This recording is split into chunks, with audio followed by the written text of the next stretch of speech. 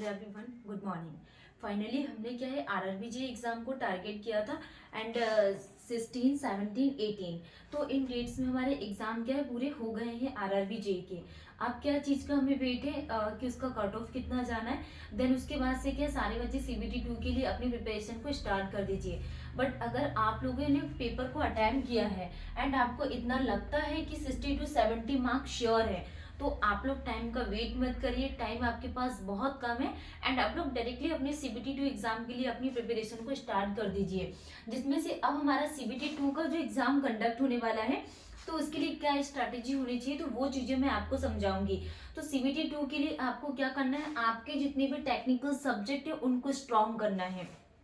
तो सबसे ज्यादा वेटेज किसका है यहाँ पे सीबीटी 2 में, आरआरबी जेई में अपने टेक्निकल एग्जाम, जिसमें से हमारा सॉइल मैकेनिक्स इंजीनियरिंग हम लोगों का पैरेलल में चल रहा था।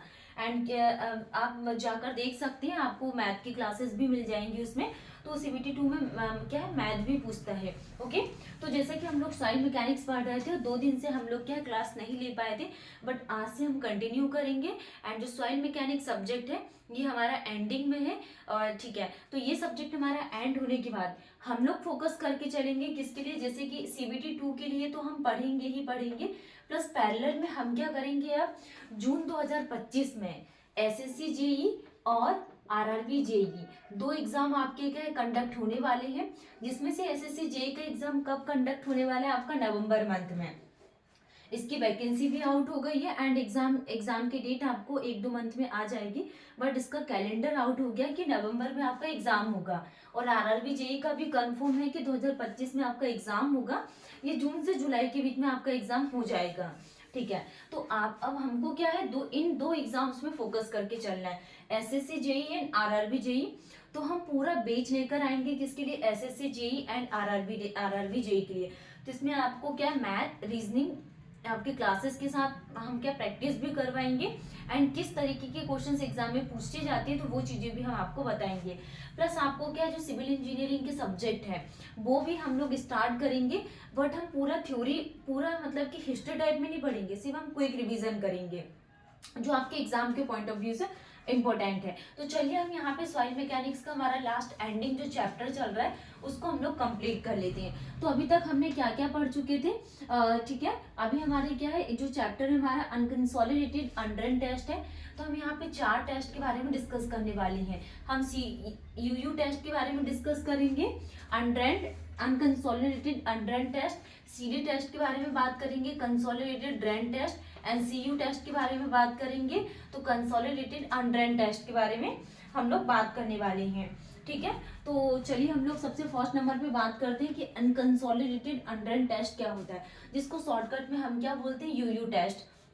ठीक है, तो इस टेस्ट में क्या होता है, यहाँ पे ये टेस्ट किसके लिए सुटेबल है, for saturated clay subjected to fast loading rate. तो सैचुरेटेड क्ले के लिए हमारे पास यूयू टेस्ट क्या सुटेबल है। एंड इसमें जो ड्रेनेज है वो अलाउड नहीं करते हैं इन एनी स्टेज। मतलब अगर आप फर्स्ट स्टेज यूज कर रहे हैं जिसमें सेल प्रेशर का, एंड सेकंड स्टेज डेविएटर स्टेज, तो दोनों ही स्टेज में हम यहाँ पे ड्रेनेज को अलाउड नहीं करते हैं। और ये क्या करता है, 15 मिनट का कम से कम टाइम लेता है, it takes 15 minute and also known as quick shear test. और इसको क्या बोला जाता है, क्विक शेयर टेस्ट इसको बोला जाता है। And C U equal to कितना आ जाएगा यहाँ पे, 20 to 30 kilo newton per square metre क्या होता है, सी यू होता है 20 to 30 kilo newton per square metre. And C U equal to कितना आ जाएगा यहाँ पे, 100 to 300 kilo newton per square metre क्या होता है, C U. And 5 U equal to कितना है, 0 है। ठीक है, तो आपको क्या इन टेस्ट में सिर्फ क्या याद रखना है कि किन क्ले के लिए सुटेबल है, एंड इसका लोडिंग रेट क्या है, तो fast loading rate, and drainage को हम अलाउड नहीं करते, एंड टाइम पीरियड कितना लिया जाता है। ओके, कुछ इंपॉर्टेंट पॉइंट्स है जिनमें आप फोकस करना है। अभी आपका आरआरबी जेई का जो एग्जाम कंडक्ट होने वाला है 2 मंथ के बाद सीबीटी 2 का, तो इसमें जो फर्स्ट सीबीटी 1 के अकॉर्डिंग अगर देखा जाए तो आपका जो एग्जाम का पैटर्न है बहुत इजी लेवल का आएगा। आप क्या करना है, इसके पीवाईक्यूज की प्रैक्टिस करना। जो भी 5 ईयर में एग्जाम हुए हैं, आरआरबी जेई के एग्जाम्स, आरआरबी जेई है, एसएससी जेई, डीडीए जेई, सारे आप अगर पीवाईक्यूज लगा लेते हो तो आपके लिए काफी ज्यादा हेल्पफुल रहेगा। ठीक है। तो अभी हम जो पढ़ रहे हैं यूयू टेस्ट और कुछ इसके इंपॉर्टेंट पॉइंट्स के बारे में बात करते हैं। जैसे UU test condition, no significant volume change is considered, इसमें कोई भी वॉल्यूम चेंज नहीं होता है यूयू टेस्ट में। ओके। सेकंड टेस्ट के बारे में हम बात करने वाले सीयू। सीयू का फुल फॉर्म क्या होता है? Consolidated undrained test. Consolidated undrained test में भी हम क्या करते हैं, हम यहाँ पे 2 स्टेज में इस प्रोसेस को कंडक्ट करते हैं। तो फर्स्ट स्टेज में हम क्या करते हैं, यहाँ पे जैसे कंसोलिडेशन टेस्ट हमको चेक करना है, तो फर्स्ट स्टेज ड्रेनेज बल्ब को हम क्या करेंगे, ओपन करेंगे। ठीक है, फर्स्ट स्टेज में तो ये प्रोसेस कहलाती है consolidated condition. And second stage में हम यहाँ पे ड्रेनेज बल्ब को क्लोज रखेंगे। अगर ड्रेनेज बल्ब क्लोज है तो अनड्रेन की कंडीशन होगी, और अगर ओपन है तो कंसोलिडेटेड कंडीशन होगी। Okay. Drainage is allowed in first stage only, तो हम यहाँ पे ड्रेनेज को अलाउड करते हैं फर्स्ट स्टेज ओनली में। This test is suitable for investigation of stability. ये पॉइंट आपको ध्यान रखना है कि जब भी हम यहाँ पे सीयू टेस्ट को कंडक्ट करवाएंगे, सीयू मतलब कि कंसोलिडेटेड अंडरन टेस्ट, तो this test is suitable for investigation of stability analysis of earthen dam against failure caused by sudden draw down of water. तो ये कुछ पॉइंट्स है जो आपको ध्यान रखना है। इसमें हमारे 2 टेस्ट है जो हम यहाँ पे कंप्लीट कर लेंगे। नेक्स्ट हम लोग बात करने वाले हैं किसके बारे में, कंसोलिडेटेड ड्रेन टेस्ट के बारे में। कंसोलिडेटेड ड्रेन दैट मीन्स क्या जाएगा, सीडी टेस्ट के बारे में हम यहाँ पे डिस्कस करने वाले हैं। अब कंसोलिडेटेड जो ड्रेन टेस्ट होता क्या है, ठीक है, तो इसके बारे में हम लोग बात करने वाले हैं क्या होता है। तो फर्स्ट हम इसमें क्या करते हैं, this is also known as slow test. हम इसको क्या बोलते हैं, इसका दूसरा नाम क्या है, स्लो टेस्ट, या फिर एस टेस्ट इसको बोला जाता है, कंसोलिडेटेड ड्रेन टेस्ट को। And drainage is allowed in both stage, मतलब कि अगर हम यहाँ पे सेल प्रेशर का यूज कर रहे हैं या फिर डेबिटर स्टेज का यूज कर रहे हैं, तो दोनों ही स्टेज में हम क्या करते हैं, यहाँ पे ड्रेनेज को अलाउ करते हैं। किसको, ड्रेनेज को क्या करते हैं, अलाउड करते हैं। ओके। नेक्स्ट हम यहाँ पे इट टेक लॉन्ग टाइम, इसमें बहुत ज्यादा यहाँ पे लॉन्ग टाइम होता है कंसोलिडेटेड ड्रेन टेस्ट में। And suitable for saturated sand, और ये टेस्ट किसके लिए सुटेबल है, सैचुरेटेड सैंड के लिए सुटेबल है क्या, consolidated drain test. Okay. Also for saturated clay under long terms, ये सैचुरेटेड क्ले के लिए सुटेबल है अंडर लॉन्ग टर्म। ठीक। To check long term stability of embankment which has been in existence for long time. ठीक। Used in analysis of gradual loading conditions, तो इसको क्या होता है, जो ग्रेजुअल लोडिंग कंडीशंस हम यूज करते हैं, इसके लिए हम यहाँ पे कंसोलिडेटेड ड्रेन टेस्ट का यूज करते हैं। नेक्स्ट हम बात करने वाले हैं कि अनकंसोलिडेटेड ड्रेन टेस्ट क्या होता है। तो जब भी हम यहाँ पे अनकंसोलिडेटेड ड्रेन टेस्ट के लिए बात करेंगे यूडी, तो if the soil sample is unconsolidated then it is not possible. अगर हमारे पास सॉइल सैंपल अनकंसोलिडेटेड है तो क्या जाएगा यहाँ पे, then it is not possible to drain the same soil sample under vertical loading condition. तो ये था हमारे पास consolidated drain test, unconsolidated drained test. तो फाइनली हमारे चारों टेस्ट कंप्लीट हो गए हैं, और नेक्स्ट टाइम में हम यहाँ पे शेयर स्ट्रेंथ टेस्ट के बारे में डिस्कस करेंगे।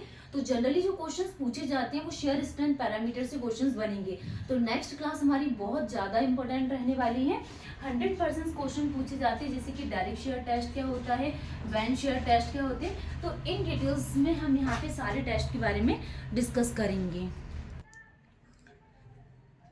अभी तक हमने क्या क्या पढ़ चुके हैं, हम थोड़ा सा रिवीजन कर लेते हैं। अभी हमने क्या है, पूरे चारों टेस्ट को कंप्लीट किया है। यहाँ पे यूयू टेस्ट, सीडी टेस्ट के बारे में डिस्कस किया, एंड सीयू टेस्ट क्या होता है। तो हमारे सारे टेस्ट कंप्लीट हो गए हैं। अब हम यहाँ पे थोड़ा सा ये देख लेते हैं कि जब हमने यहाँ पे चैप्टर स्टार्ट किया shear strength of soil, then उसके बाद हम क्या करेंगे, शेयर स्ट्रेंथ को डिटरमाइन करने के लिए कौन कौन से टेस्ट का यूज करते हैं। तो शेयर स्ट्रेंथ ऑफ सॉइल हमने क्या करें, यहाँ पे टॉपिक को स्टार्ट किया। तो देन जब हमने टॉपिक को स्टार्ट किया तो सबसे फर्स्ट नंबर पे हमने क्या पढ़ा था, यहाँ पे स्ट्रेस के बारे में डिस्कस किया। स्ट्रेस के बारे में हमने क्या देखा, स्ट्रेस क्या होता है, force upon FORC, force upon area को क्या बोला जाता है, स्ट्रेस बोला जाता है। ठीक है। फिर हमने देन इसके बाद क्या देखा, इसके टाइप्स ऑफ स्ट्रेस के बारे में डिस्कस किया, टाइप्स ऑफ स्ट्रेस। तो स्ट्रेस को जनरली हमने यहाँ पे कितने टाइप्स के बारे में बात की थी। फर्स्ट क्या है हमारे पास, normal stress, first is the normal stress, first is the normal stress. And second क्या आ जाएगा, शेयर स्ट्रेस, नॉर्मल स्ट्रेस, और सेकेंड क्या आ जाएगा, शेयर स्ट्रेस। तो ये था हमारे पास stress, force upon area, type of stress में normal stress, shear stress. Next हम बात करने वाले हैं स्ट्रेंथ के बारे में। तो हमने यहाँ पे स्ट्रेंथ को इन डिटेल्स में डिस्कस किया फिर उसके बाद हमने क्या इंटरलॉकिंग बिटवीन पार्टिकल्स के बारे में देखा। देन उसके बाद हमने क्या मोहर सर्कल को स्टार्ट किया। मोहर सर्कल को हमने डिटेल्स में देखा। मोहर सर्कल हमने सैंड सॉइल के बारे में डिस्कस किए। Mohr circle for sand, Mohr circle for sand, तो हमने सैंड, क्ले और C5 सॉइल के बारे में डिस्कस किए। तो C5 सॉइल में हमारे पास 5 स्टार इक्वेशन निकल कर आई थी जो बहुत ज़्यादा इंपॉर्टेंट है। तो ये सारी प्रॉपर्टीज हमारी शेयर स्ट्रेंथ ऑफ सॉइल में कंप्लीट हो गई है। अब जो इम्पोर्टेंट चीज़ें हैं क्या, शेयर स्ट्रेंथ को डिटरमाइन करने के लिए कौन कौन से हम यहाँ पे टेस्ट का यूज़ करते हैं वो हम थोड़ा सा देख लेते हैं। और एक पॉइंट और जो ज़्यादा पूछी जाती है, मोहर्स कूलाम थ्योरी। तो मोहर्स कूलाम्स थ्योरी में क्या पूछा जाता है, फाई इक्वल टू 0 और S इक्वल टू कितना आ जाएगा C।